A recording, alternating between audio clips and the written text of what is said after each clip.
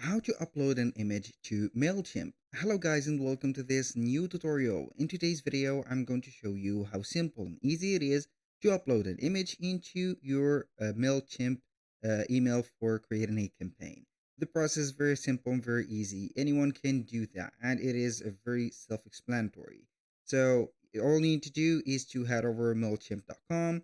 Once you are here, what we're going to do is to sign in into our account until we see our dashboard.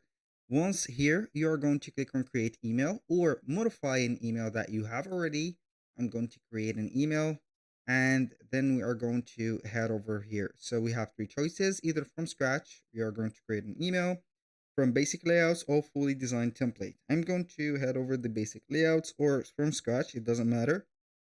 And then what are we going to do? Basically, I'm going to select one of the layouts. For example, I'm going to select this one.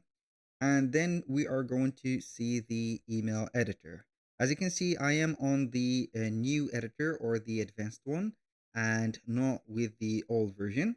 So what are we going to do from here is basically to head over the contents so we can see the elements that we can add. And from these elements, I'm going simply to mention with the one that we need. Basically, you are going to click on image, drag and drop it in here.